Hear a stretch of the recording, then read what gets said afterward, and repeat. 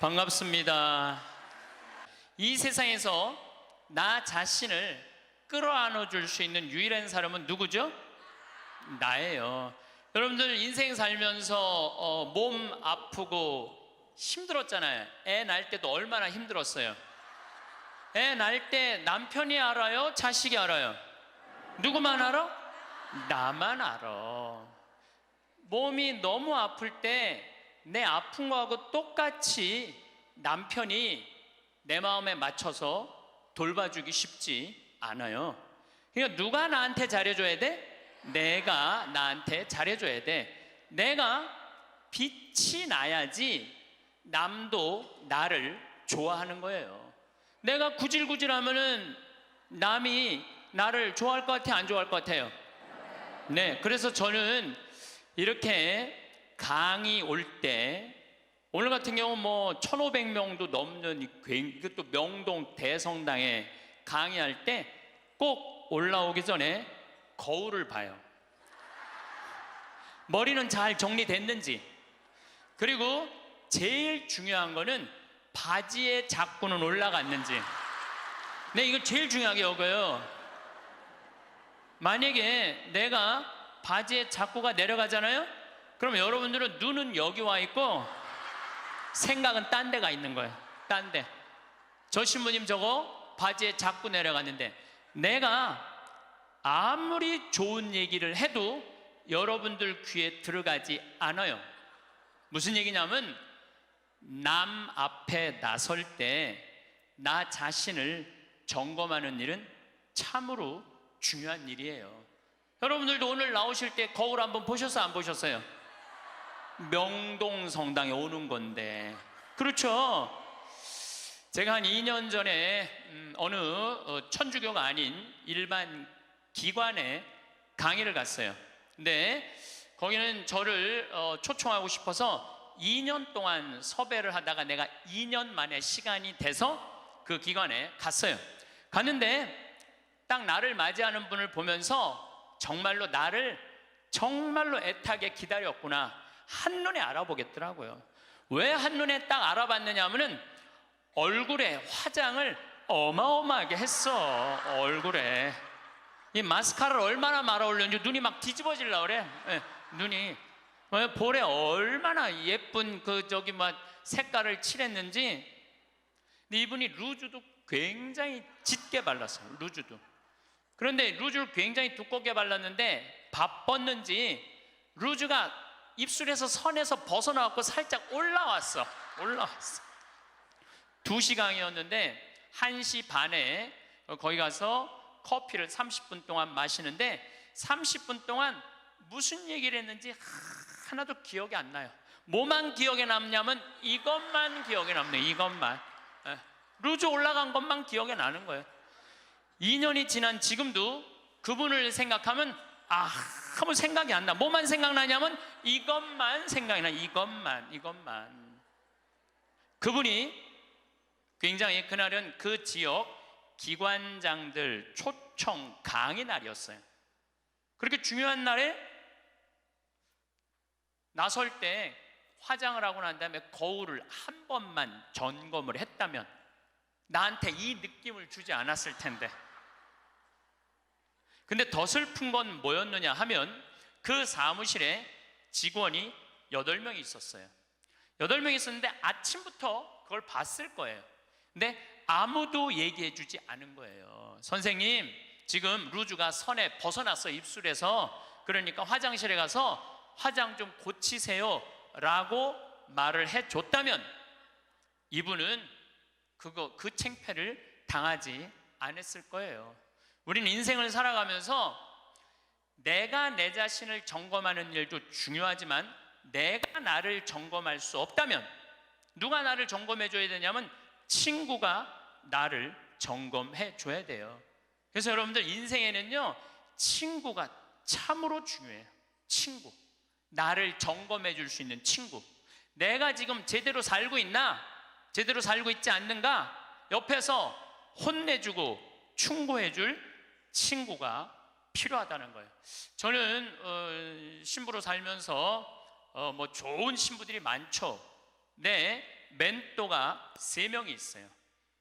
첫 번째 멘토 신부는 나보다 3살 나이가 많은 신부예요. 이분은 우리 수원 교구에 사회복지를 꽤 오래 하신 분이에요. 항상 장애자들하고 사시는 분이에요. 근데 이분하고 얘기를 하면은 굉장히 영성적이에요. 정말로 신비가들, 영성가들 이야기를 이렇게 해줄 때 이 신부님을 만나서 하룻밤 자면서 얘기를 하면은 하루 피정하는 기분이에요.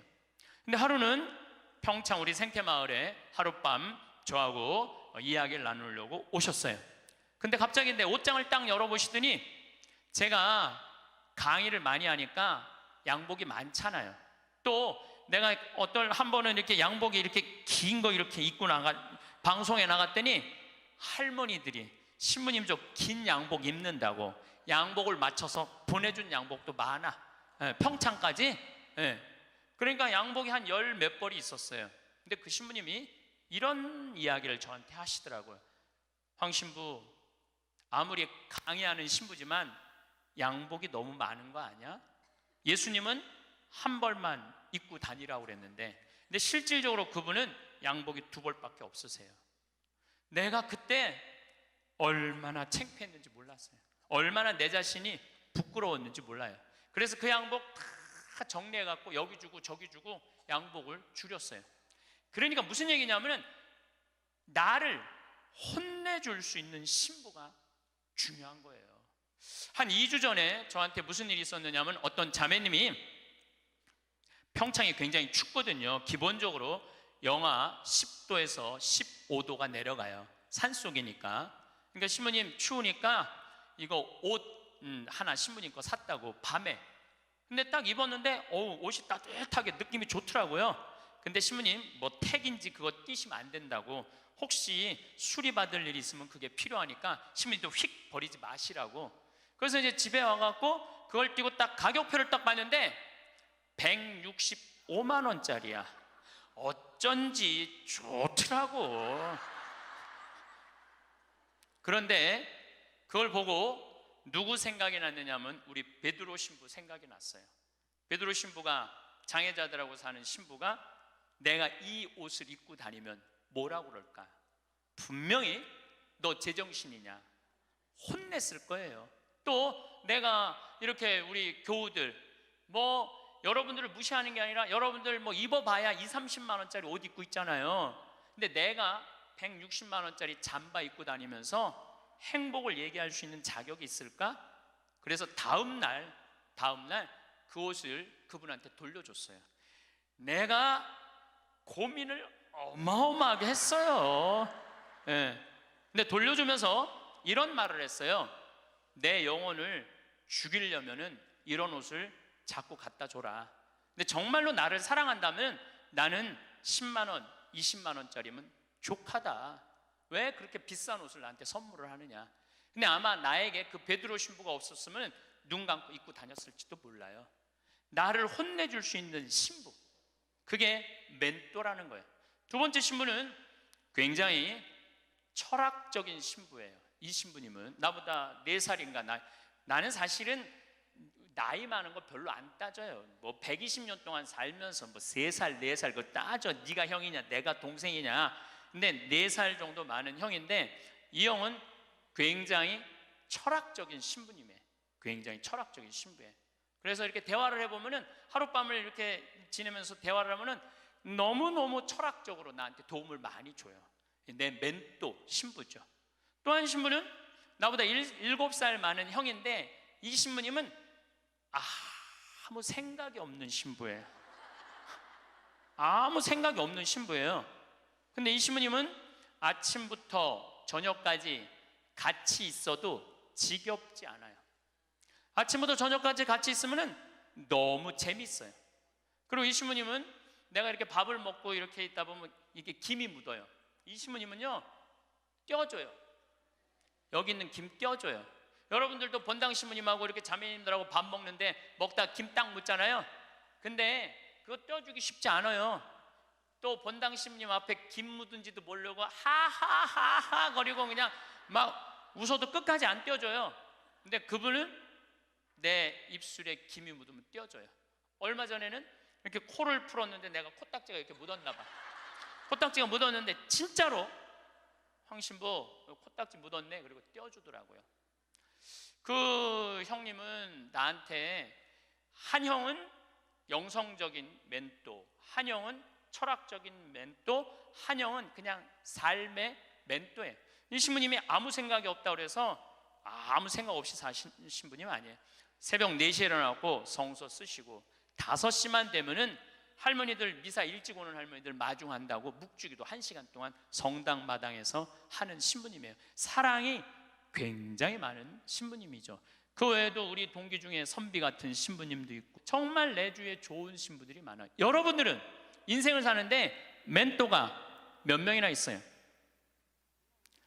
때로는 한 명도 없는 경우 많아요. 내 삶의 문제를 이야기 나눌 수 있는, 허심탄회하게 나눠놓고 이야기할 수 있는 사람이 한 명이 없을 수 있어요. 만약에 여러분들이 한 명도 없다면 여러분들은 실패한 인생을 살 수밖에 없다는 거예요. 그래서 여러분들 오늘 이후부터 멘토를 적어도 3명은 정하세요. 난 오늘부터 황창현 신부님을 내 멘토로 삼을 거야. 그건 안 돼요. 왜 안 되냐 하면, 멘토는 내 삶에서 내 삶을, 내 밥그릇, 숟가락이 몇 개 있는지 아는 사람이 멘토가 돼야지 멘토가 될 수 있어요. 또 언제든지 만날 수 있는 사람. 그래서 여러분들 주위에 잘 사는 사람들이 있어요. 분명히 괜찮은 사람들이 있어요. 그 사람한테 찾아가고 나 당신 내 멘토로 삼고 싶다, 나를 좀 도와줘라. 그러면은요, 그렇게 얘기하면 사람은요 책임감을 느끼고 존재의식을 가진대요. 그래서 도와준대요. 그러니까 오늘부터 여러분들 적어도 3명은 찾아가세요. 그래서 나를 고쳐줄 수 있는 사람, 나를 혼내줄 수 있는 사람을 꼭 만드셔야지 인생을 실패하지 않아요. 친구를 잘못 두면요 인생을 망가뜨릴 수 있어요. 리카싱이라는 분은 중국의 최대의 갑부예요. 어마어마한 부자예요. 1년에 3천억씩 장학금을 내놓는 분이에요. 자기는 항상 이코노미 타고 다니면서. 대단한 분이죠. 근데 이분이 6불합 7불교라고 그래. 어떤 사람이랑 동업하지 말아라. 첫 번째, 개인적인 욕심이 너무 강한 사람과 동업하지 마라.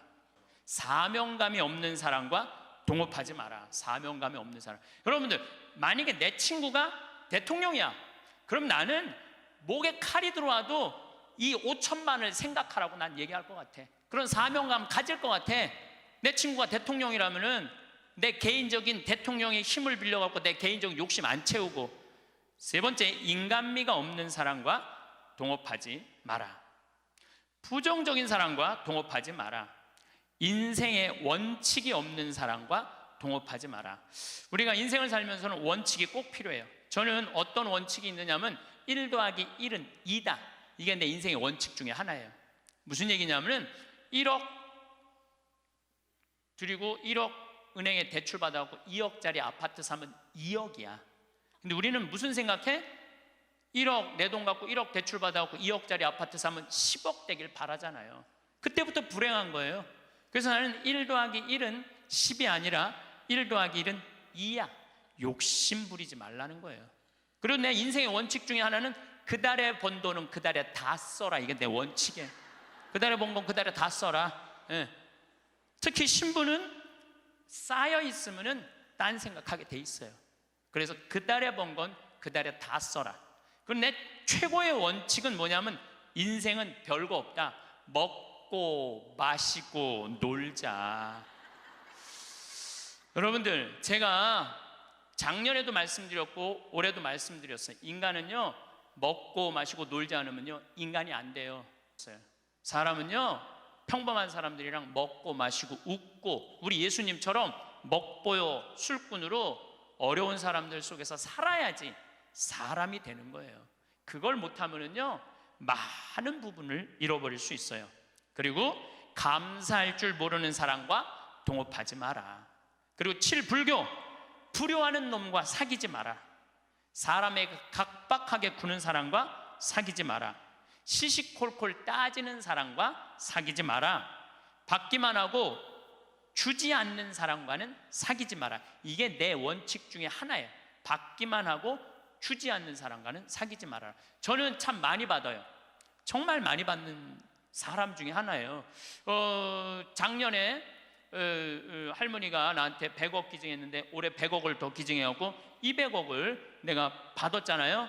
그리고 내가 잠비아 돕는다고 1,000만 원씩 도와달라고 그랬는데 그렇게 100명도 넘게 저를 도와줬어요. 정말 그 명단을 쭉 보니까 나한테 정말 많은 분들이 1,000만 원씩 보내줬더라고요. 이번에 내가 가을에 내 배추 심고 고추 심고 무 심어갖고 김장해갖고 농약 하나도 안 친 거 그래갖고 다 보내줬어. 그분들 싹 다 보내줬어. 싹 다 보내줬는데 내가 그랬잖아요. 받기만 하고 주지 않는 사람하고는 사귀지 말라고.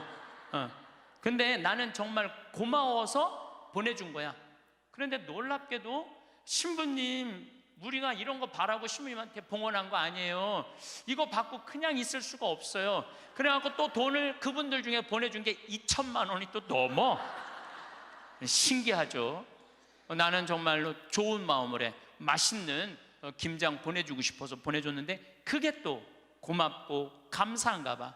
인생은 그렇게 즐거운 거죠. 아부를 잘하는 사람과는 사귀지 마라. 권력자 앞에 원칙 없이 구는 자와 사귀지 마라. 동정심이 없는 사람과는 사귀지 마라. 그러니까 우리가 여러분들 친구를 잘 사귀어야 돼. 친구를 잘못 사귀면은 인생을 망가뜨릴 수밖에 없어요. 나는 과연 내가 내 모습을 볼 수 없다면 내 모습을 볼 수 있는 사람, 나는 누구를 지금 선정하고 살아가고 있는가? 누구를 내 멘토로 정하고 살아가고 있는가? 깊이 반성해야 돼. 나도 내 인생에 3명 멘토가 있고 여러분들도 3명의 멘토가 있는데 우리 대통령도 그런 사람들, 학식이 깊고 공부 많이 한 사람들의 얘기를 들었다면 오늘 같은 사단이 나지 않았을 거예요. 여러분들 솔로몬 임금님이 하느님이 내가 너한테 영화를 주랴 명예를 주랴 돈을 주랴 그러니까 솔로몬이 뭘 달라고 그래요? 아니에요. 지혜가 아니라 원문을 보면 듣는 마음이에요. 지도자는요 듣는 마음이 있어야 돼요. 누구한테? 우리들이 말하는 그 정말로 전문가들 이야기를 듣는 마음을 가지고 있으면 제대로 된 지도자가. 근데 누구한테 들어야 돼? 제대로 된 사람한테 들어야죠.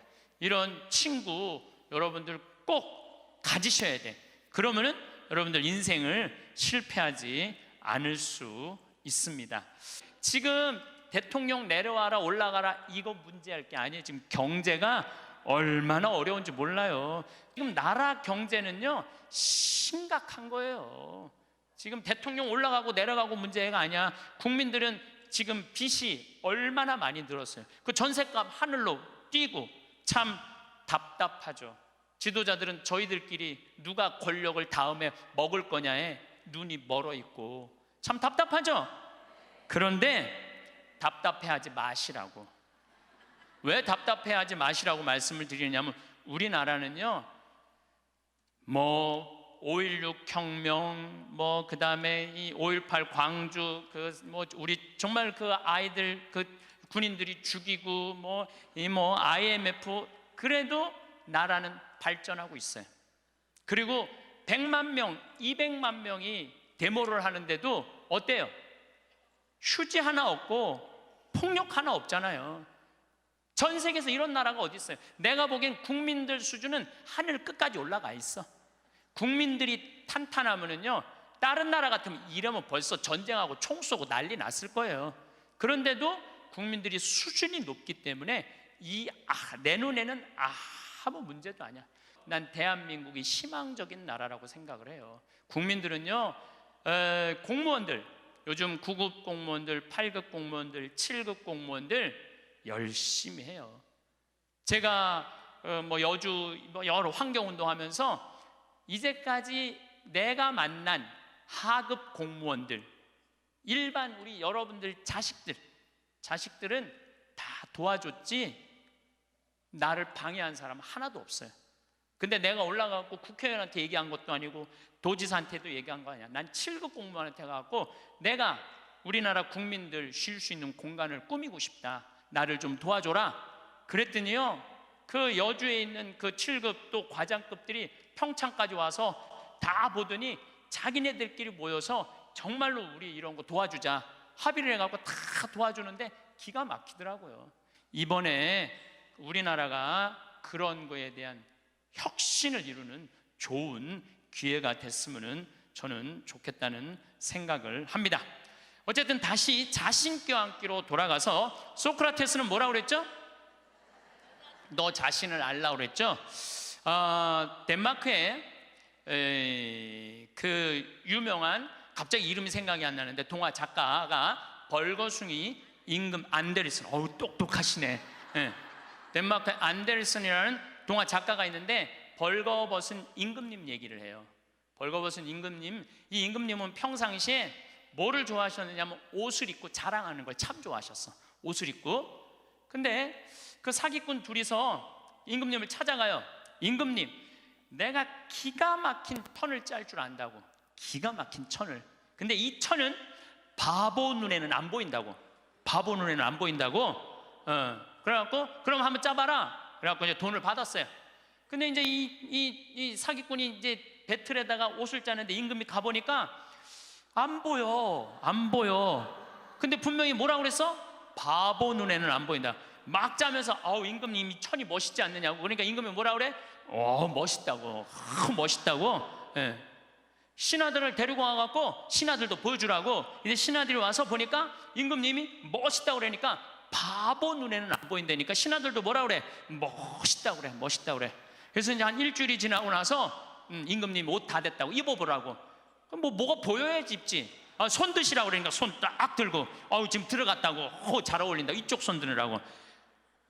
이걸 또 멋있다고 퍼레이드를 하시라고. 그래갖고 임금님이 벌거벗고 퍼레이드를 하네. 온 국민들이 야, 우리 임금님 멋있다고. 왜? 바보 눈에는 안 보이니까. 근데 한 꼬마가 임금님 빨개 벗었네? 그렇게 얘기를 한 거예요. 그러면은 자기도 빨개 벗은 거 알아. 신하들도 빨개 벗은 거 알아. 그런데 놀라운 거는 그 퍼레이드를 멈춰야 되는데, 여러분들 거기까지만 들었죠? 그 다음 얘기가 기가 막혀요. 끝까지 빨개 벗고 퍼레이드를 했다는 거예요. 누구 말을 무시한 거야? 그 꼬마 말을 무시한 거예요. 우리는요, 내가 지금 대통령 얘기하는 거 아니에요, 여러분들. 대통령 얘기하는 게 아니라 내 자신이 빨개 벗고 있는데 나 자신이 누군지 모르고 살아가는 사람들 너무 많아요. 나 자신이 누군지 모르는 사람, 자신의 단점이 뭔지 모르고, 자기의 추한 모습이 뭔지 모르고 살아가는 사람 많아요. 반대로 뒤집어서 어떤 것도 있느냐 하면, 뒤집어서 어떤 게 있느냐 하면은 내 안에 들어있는 보물을 발견하지 못하고 살아가는 사람도 많아요. 여러분들 안에는 보물이 꽉 차 있어요. 여러분들 안에는. 그런데 나 같은 게 나는 지극히 평범한 인간이고 능력 없는 인간인데, 그리고 묻어버리고 그냥 죽어버리는 사람들도 많다는 거예요. 그래서 우리 인간은 인생을 살아가는데 아주 중요한 작업 중에 하나가 자기 자신을 아는 일이에요. 내가 가장 무서운 말 중에 하나가 그거예요. 딱 보면 알아. 뭘 딱 보면 알아요. 여러분들 딱 보면 알았어? 우리가 얼마나 잘못 판단하고 사는지 몰라요. 예수님은 뭐라고 그러셨어요? 예수님은 이렇게 말씀하십니다. 마태복음 7장에 보면 남의 눈에 있는 티끌 끈을 생각하지 말고 네 눈에 있는 들보 끄내라고. 누구를 들여다보라는 거야? 자신을 들여다보라는 거예요. 그래서 내 자신이 누구냐? 이거 꼭 물어보셔야 돼요. 내 자신이 누구냐? Who am I? 내가 정말로 영어 오래간만에 한번 쓰는데 Who am I? 나는 누구이냐? 저는 천주교 신부예요. 그렇잖아요. 난 천주교 신부예요. 천주교 신부고, 과연 내가 교우들한테 뭐를 전해주는 사람이냐? 하늘나라의 기쁜 소식, 군 뉴스를 전해주는 사람이에요. 그러니까 나는 어떻게 살아야 돼? 내가 하늘나라의 복음, 기쁨을 알아. 그러니까 나를 통해서 교우들은 뭐를 느껴야 돼? 기쁨을 느껴야 돼. 근데 내가 맨날 인상 쓰고 나는 너무 사는 게 힘들어, 사는 게 지겨워 죽겠어, 이놈의 사제복 너무 무거워, 이러면 여러분들 나를 보고 기쁨을 느끼겠어요? 못 느끼죠. 하느님으로부터 오는 기쁨을 나는 교우들한테 전해줘야 돼. 또 요한 1서의 말씀처럼 사랑, 하느님의 사랑, 우리가 하느님을 사랑하는 게 아니라 하느님이 우리를 사랑하는 것을 나는 교우들한테 알려줘야 돼. 왜? 나는 사제니까. 나는 사제니까 내가 누구냐를 물어봤을 때 교우들은 날 통해서 위로를 받아야 돼요. 누가 전해주는 위로? 예수님이 전해주는 위로를 받아야 돼. 기쁨을 받아야 돼. 요즘은 이제 4년 전부터 제가 잠비아를 이렇게 다니고 있는데 전 참 행복해요. 왜 행복했냐면 한국은 뭐라고 해도 먹고 살만한 나라예요. 지금 뭐 어쩌고 저쩌고 해도 경제 세계 12위야. 국민소득 28,000달러야. 여러분들 지금 옷 입고 있는 거 보면은 다 기가 막힌 거 입고 앉아 있어요 지금. 예. 한국은 문제 없어요. 근데 잠비아를 다녀보니까 대부분 다 맨발로 다녀요. 대부분 다 맨발로 다녀.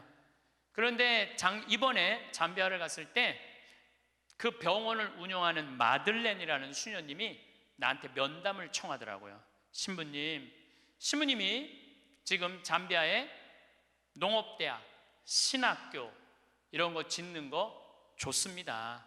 그런데 잠비아에는 어떤 아이들이 많으냐면 에이즈 걸린 아이들이 많다는 거예요. 에이즈가 걸린 아이들. 근데 어떤 아이들이 에이즈에 걸리느냐면은 엄마가 엄마가 있대. 정신지체아 엄마가 있으면 동네에서 이놈도 건드리고 저놈도 건드리는 거야. 이놈도 건드리고 저놈도 건드리니까 그러니까 이놈도 건드리고 저놈도 건드리니까 에이즈가 걸리는 거죠. 에이즈가 걸려서 애가 생기면은 얘도 대부분이 에이즈에 걸려서 나온다는 거예요. 근데 정신이 좀 모자라는 엄마니까 아무도 안 돌본다는 거예요. 그러면 이 여자도 버림받고 아이도 버림받아갖고 가장 기본적인 생활도 못하는 아이들이 참 많다는 거예요. 수녀님이 눈물을 흘리면서 신부님, 우리들 에이즈 어린아이들 집 줘주면 안 되겠느냐고, 30명 정도 되는 아이들 머무를 수 있는 집을 줘달라는 거예요. 근데 제가 한 대 머리를 맞았어요. 왜냐하면 나는 어마어마한 큰 도시의 큰 대학 건물을 생각했지 에이즈 아이들 집을 줘준다는 생각은 하나도 안 했어요. 저는 혼자서 정말로 예수님한테 죄송했어요. 그리고 그 수녀님의 눈물을 보면서 가슴이 참 아팠어요. 그래서 수녀님한테 약속했어요. 내가 주겠다고. 내가 또 마음이 약해요. 그래갖고 이제 담도 다 치고 이제 바닥 공구리도 다 치고 이제 올라가기 시작을 했어요. 그 사진이 오는데 기분이 너무너무 좋더라고요. 그러니까 내가 누구냐라는 질문을 하기 시작하니까 내가 어떻게 살아야 되는 답이 나오는 거야. 내가 누구냐. 작년에도 내가 요맘때 여러분들한테 이런 말씀을 드렸어요. 간호대학 짓는데 30명만 나를 1,000만 원씩 도와주면은 내가 간호대학을 짓겠다고. 근데 놀랍게도 3달 만에 30명이 돈을 보내줬어요. 1,000만 원씩. 근데 그 할머니들 중에 신부님, 내가 평생 모은 돈입니다. 신부님, 내가 자판에서 신발 팔은 돈입니다. 내가 이렇게 모은 돈입니다. 신부님, 나도 인생을 살면서 한 번은 좋은 일을 하고 싶습니다. 성당 신축금도 1,000만 원 해봤던 적이 없어요. 저는 많이 해봐야 50만 원, 100만 원인데 신부님이 잠비아에 간호대학 짓는다니까 할게요. 그래갖고 정말로 30명이 해갖고 간호대학 다 져놨어요. 나는 누구인가? 나는 천주교 사제로서 어떻게 살아가야 하는 게 답이 나와요. 내가 만약에 학교 교사야. 학교 교사면은 어떻게 해요? 나는 아이들한테 뭘 가르쳐줘야 돼? 인생을 살아가는 방법을 가르쳐야 돼. 어떻게 살아야지 참답게 사는 방법을 가르쳐야 돼. 내가 누구냐라는 질문을 하면, 저는 중학교 1학년 때 세례를 받았어요. 그러면은 세례 받기 전에 저는 어땠느냐? 저는 초등학교 때 그 흔한 반장, 부반장, 해봤던 적이 없어요. 우리는 초등학교 때 한 반에 70명이었기 때문에 줄반장도 굉장히 중요한 자리였어요. 근데 줄반장도 해봤던 적이 없어요. 저는 우등상도 타봤던 적이 없는 아이예요. 그야말로 볼품 없는 아이였어요. 성격은 어땠느냐? 우리가 4형제였는데 우리 집에 제가 막내였어. 막내니까 성격이 까칠했어요. 나 하고 싶은 대로 다 했어요. 형들도 누나도 다 봐주고, 아버지 어머니 좀 달랐지만은 내가 그 밥 먹다가 신경질이 나면은 숟가락 밥그릇 던지는 건 예사도 아니었어요. 그냥 던졌어. 그냥 그렇게 아주 까칠했어요 제가. 예. 그런데 중학교 1학년 때 세례를 받으면서 나는 내 인생에 어마어마한 거울을 만난 거예요. 어떤 거울을 만났느냐면 예수 그리스도라는 거울을 만난 거예요. 예수 그리스도라는 거울을 비춰보니까 내가 남에 대한 배려도 할 줄 모르고 사랑도 할 줄 모르고 이해심도 없고 이기적이고 지랄 맞고 아주 볼품이 없는 인간이었어요. 그러면서 자꾸 나 자신을 들여다보기 시작했어요. 정말로 부끄럽더라고요. 더욱이 예수님은 그 어린 나이에 중학교 1학년 때 예수님이 십자가에 못 박혀 나를 위해서 돌아가셨다는 게 얼마나 나한테 감동적이었는지 몰라요. 감동적이지 않아요, 여러분들? 남도 아니고 나를 사랑하기 때문에 저 고통을 겪으신 예수님. 그런데 도대체 나는 뭐하고 살았느냐? 나 하고 싶은 대로 신경질 부리는 대로 다 부리고 집안 식구한테 땡깡 필 거 다 피고 남 함부로 판단하고 정말로 나 자신이 볼품이 없더라고요. 그래서 저는 저를 계속 들여다보기 시작했죠. 예수 그리스도라는 거울에. 그러면서 저는 15살에 사제가 되기로 결심을 해요. 내 인생이 너무 많은 영향을 미친 주님의 제자가 돼야 되겠다. 그래서 15살에 뜻을 세운 거죠. 공부하겠다는, 사제가 되겠다는, 지우학한 거예요. 공자님 말씀대로 15세이 지우학한 거예요. 뜻을 세운 거야. 내가 사제가 되겠다고 뜻을 세우고 나니까 내 인생에 대해서 고뇌하게 되더라고. 고뇌. 여러분들 인생에 고뇌해야 돼요. 소크라테스는 뭐라고 그러냐면은 자기 삶에 대해서 고뇌하지 않는 인간은 인간이 아니라고 그랬어요. 자기 삶에 대해서 내 삶이 지금 잘 살고 있느냐, 잘 살고 있지 않느냐 고뇌하지 않으면은 그 삶은 가치가 없다고 그랬어요. 가치가.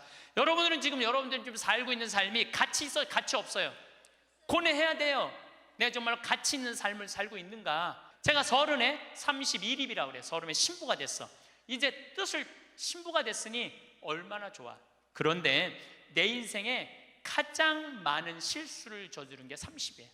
30대 때 나는 내 강의 때 핸드폰이 울리면 가만히 놔두질 않았어요. 미사할 때 핸드폰 울리잖아요. 이 거룩한 시간에 무식하게 핸드폰도 안 꺼놓고 분심 들게 한다고. 한 번은 이렇게 거양성체를 하는데 핸드폰이 울리더라고요. 딱 내려놓고 내가 뭘 했겠어요. 일주일에 한 번 거룩하게 기도 한번 해보겠다는데 그놈의 핸드폰을 안 꺼놓느냐고. 무식하게 남들 정신 산란하게. 근데 미사가 끝났는데 자매 하나가 와서 신부님 죄송하다는 거예요. 뭐가 죄송하냐니까 우리 남편 핸드폰이라는 거예요.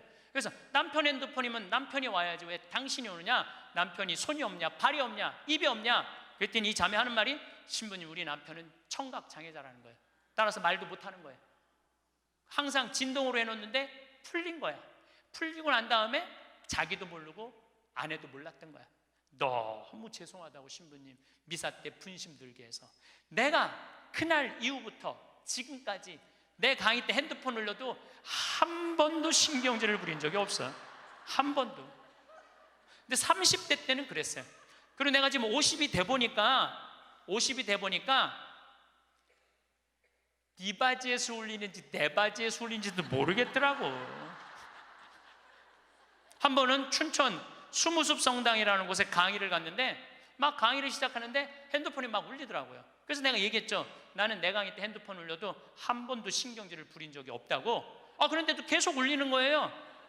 기분이 싸해. 보니까 내 바지에서 울리는 거. 내 바지에서. 근데 만약에 내가 무식하게 핸드폰도 안 꺼놓고 강의하는데 남들 방해준다고 그러는데 내 바지에서 울렸잖아요. 그러면 나는 강의 못하고 그냥 가야 돼요. 그런데 30대 때는 보이는 대로 지적했어요. 교우들 잘못하면은 바로 그 자리에서 혼냈어요. 교우들 성청할 때도 여러분들 성체는 왼손이 올라와갖고 오른손으로 영해야 돼요. 그렇죠? 근데 어떤 교우들은 오른손을 올려갖고 왼손으로 영하는 교우들이 있어요. 그럼 이 잘못된 거죠. 왜냐하면 이 오른손이 거룩한 손이니까 오른손으로 영해야지. 근데 손이 바뀌면은 지적해주지도 않아. 그냥 손바닥을 내리치는 거예요. 똑바로 하라고. 짝 소리가 나잖아요. 그럼 뒤에 성체 영화로 나오는 교우들이 내가 굉장히 무서웠으니까 보면 어떻게 하고 나오느냐면 막 이러면서 나와요. 마지막에 와서 틀려 또 보면은. 30대 때는 정말 그랬어요. 30대 때는. 근데 40대 때는 생각을 해보니까 주부들이 손목 관절염 있는 주부들이 있어. 그러니까 이게 안 돌아가는 거야. 안 돌아. 그러니까 반대로 하는 거예요. 근데 30대 때는 그런 걸 몰랐어요. 그냥 원칙대로 하는 거, 원칙대로. 그러니까 손바닥을 내리치고 그 짓을 했죠. 참, 나는 30대 내 인생을 지워버리고 싶어. 40이 되면서는 뭐 이제는 왼손으로 올리든 오른손으로 올리든 상관하지 않아. 왼손으로 올리면 왼손에 영해드리고 오른손으로 영해드려. 근데 어떤 경우들은 헷갈리니까 그냥 이렇게 나오는 교우들도 있어. 그럼 내가 어떻게 하는 줄 알아? 그냥 정가운데다 영해드려. 정가운데다. 30대 때는 주교님 욕도 가장 많이 한 게 내 30대 주교님 욕도. 뭐 왜 성당을 분가를 하냐, 교회 정신에 어긋났다 막. 그리고 30대에 내가 처음 본당 신부로 갔는데 교우가 4,000명이에요. 4,000명. 근데 사실은 신학교에서 공부했지 사회 경험이 뭐가 있어요. 근데 이 교우들은 막 교수들도 있고 박사들도 있고 무슨 국회의원도 있고 군수도 있고. 근데 이게 내가 모르는 척하고 잘 모르는 거 하면 내가 눌리잖아요. 그러니까 무조건 아는 척하는 거야. 무조건 아는 척하고 틀려도 일단 우기는 거야. 따라오라고. 30대 때는 정말 그랬어. 30대 때는 참 내가 보기엔 참 한심한 시간을 보냈죠. 30대 때 가장 후회되는 게 사람을 만날 때 목적으로 만났어요. 무슨 얘기냐면 군수, 국회의원, 돈 많은 사람들 만나면 나 환경운동하는데 저 사람 좀 도와주지 않을까? 그래서 참 시간 만들어서 만나주고, 아니 뭐 저 교우들이 뭐 그냥 평범한 교우 나 바쁘다 그러고 그런 사람들이 만나자 그러면 그냥 시간 내서 만나고 정말로 지워버리고 싶은 내 모습 중에 하나였어요. 30대 때 이립은 했으나 성숙하지 못한 나이였죠. 쓰긴 섰지만은 성숙하지가 않았어요. 30대 때. 그러니까 30대 때는 배신도 많이 당했어요. 배신을 왜 당했겠어? 내가 바라는 게 많은데 부자들 막 오면 신부님 내가 좀 도와줄 수 있을 것 같아요. 뭐 땅이 팔리면은 뭐 도와줄 수 있을 것 같아. 그래갖고 계속 만나고 밥도 먹고 그러는데 이놈의 땅이 팔리지도 않고 도와줄 생각도 안 하는 거야.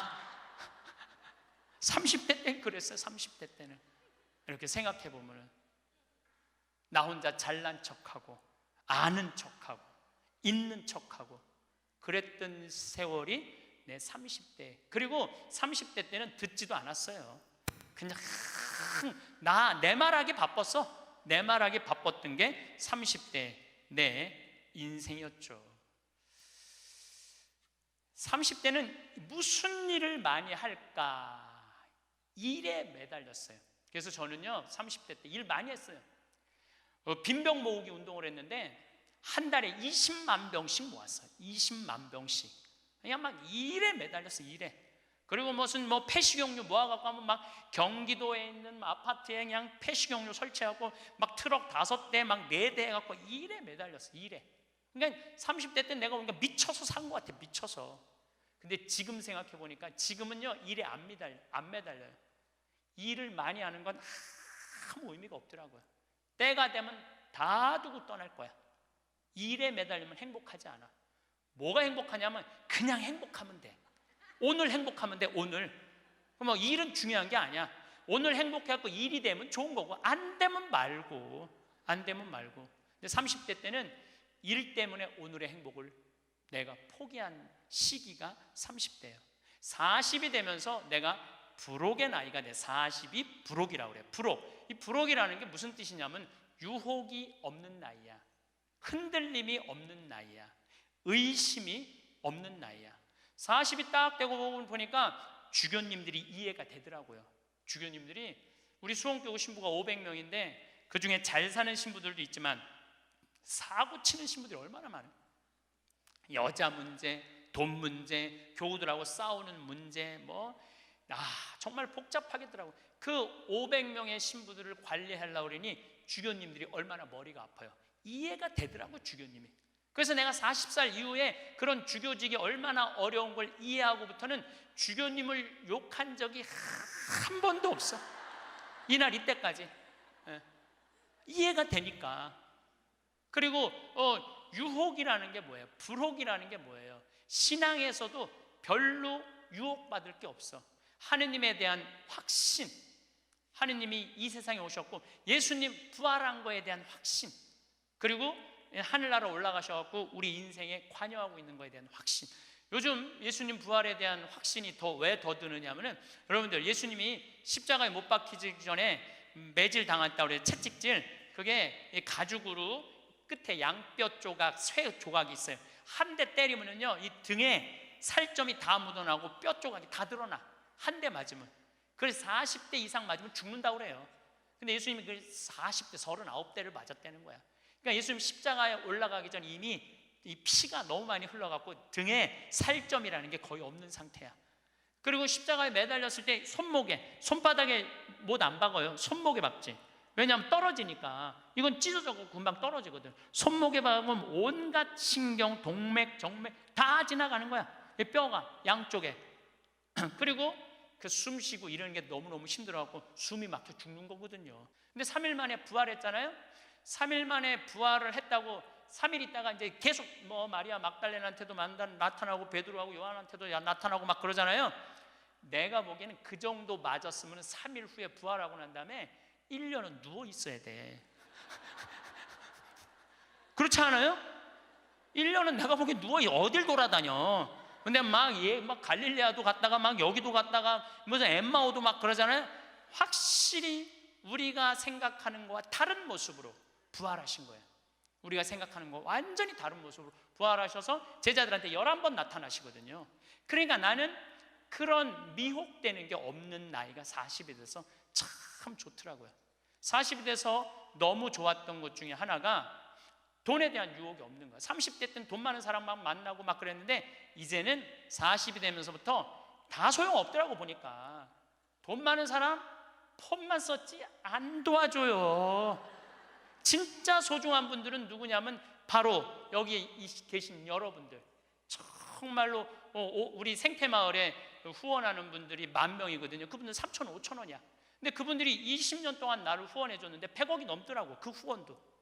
그분들이 나한테는 보물이라는 생각이 40대 들어서 생각이 나는 거야. 그러니까 지금은 부자가 오든 가난한 사람이 오든 폼을 쓰는 사람이 오든 폼을 안 쓰는 사람이 오든 아무 상관이 없어. 불혹이죠. 유혹받지 않는 거예요. 의심 가는 것도 없고 유혹받지 않는 거. 그러니까 마음 안에 미운 사람이 없으니까 뭐가 있냐면 평화가 있더라고. 평화. 근데 문제는 미운 놈은 하나도 없는데 마음에 안 드는 놈들은 너무 많아. 이 마음에 안 드는 놈이 너무 많은 거는 다음 시간에 이야기하도록 하겠습니다. 영광이 성부와 성자와 성령께, 성부와 성자와 성령의 이름으로 아멘. 네, 감사합니다. 강의 잘 들으셨는지요? 이번 강의에서 신부님은 자신을 속속들이 제일 잘 아는 사람은 바로 자기 자신이고 또 자신이어야 한다고 강조하십니다. 신부님께서는 내가 빛이 나야 타인도 나를 좋아한다고 말씀하십니다. 인간은 각자 다 빛을 가지고 있다고 합니다. 그럼 신부님이 말씀하시는 그 빛이 나는 상태는 어떤 상태일까요? 제가 생각하기에 현대 사회에서 대부분의 인간들은 돈이 되었든, 성이 되었든, 명예 혹은 권력이 되었든 우리 모두는 그런 것들을 탐하고 자기 것으로 만들기 위해 자신의 시간과 노력을 다하고 있고 그래서 쓸모있는 사람, 중요한 사람이 되기 위해 엄청난 에너지를 쏟고 있습니다.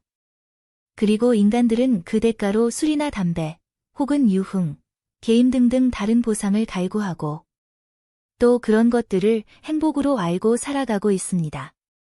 그래서 우리는 돈이나 명예, 권력, 혹은 귀중한 비싼 물건 혹은 재산에 집착하고 자신의 시간과 노력을 허비하고 소위 인생살이를 하고 있는데 인간들 내면 속에 감추어 둔 허기는 채워지지 않습니다. 그래서 계속 돌고 돌고 돌고 이 상황이 반복되다가 생을 마감하기도 하지요. 신부님께서는 행복에 대해서도 말씀을 하십니다. 그냥 행복하면 된다고 하십니다. 오늘 그냥 행복하면 된다고 하십니다. 그 행복하는데 행복이라는 것은 우리가 노력해서 얻는 것이 아니라고 말씀하십니다. 평화롭고 따뜻한 햇살, 신선하고 상큼한 바람, 어디선가 와닿는 꽃의 향기, 마음을 안정시켜주는 푸른 잔디, 하늘에 떠있는 하얀 구름, 그 위에 나를 다 안아줄 것 같은 하늘, 이제가 태어난 어리고 수줍은 밝은 녹색의 나뭇잎, 그 나뭇잎 사이로 살짝 보이는 햇살, 그 그늘 속에서 향내나는 인간의 깊은 숨, 내 쉼과 들이쉼, 내 쉼과 들이쉼. 이렇게 해보세요. 아니, 이 겨울에 무슨 개풀 뜯어먹는 소리냐고요? 할 수 있습니다. 신께서는 모든 인간에게 다 상상할 수 있는, 시각화할 수 있는 능력을 주었다고 합니다. 조용히 상상 시각화 해보세요. 숨을 편안하게 쉬면서 아무리 어렵고 고통스럽고 괴로운 상태라도 내가 편안하기로 정했는데 감히 누가 맞겠습니까? 당신은 편안하기로, 행복하기로, 풍요롭기로 정할 수 있습니다. 믿어보세요. 내 자신이 상상하는 것은 공짜니까. 하지만 마음속에서 삐죽삐죽 올라오는 반대 상태에 마음을 두지 마세요. 그리고 신부님은 솔로몬 왕 얘기를 하시면서 신이 솔로몬에게 너는 무엇을 원하느냐? 라고 물었을 때 솔로몬은 돈도 명예도 아닌 듣는 마음을 달라고 했다고 말씀하십니다. 지도자는 듣는 마음이 있어야 한다고 말씀하십니다. 시사하는 바가 큰 말씀입니다. 듣는 마음이 어찌 지도자들에게만 국한되는 것이겠습니까? 우리들도 똑바로 듣는 마음이 있어야 한다 생각합니다. 자기 자신이 말하는 것을 듣는 마음, 타인들이 말하는 것을 듣는 마음, 그리고 신이 말하는 것을 듣는 마음. 자연이 말하는 것을 듣는 마음이 있으면 우리는 훨씬 더 가치 있는 인생을 살 수 있지 않을까 생각합니다. 강의 끝에 신부님께서는 공자 선생의 말씀을 비유로 자신의 10대, 20대, 30대, 40대 이야기를 허심탄회하게 부끄러웠던 자신의 과거사도 얘기를 하십니다.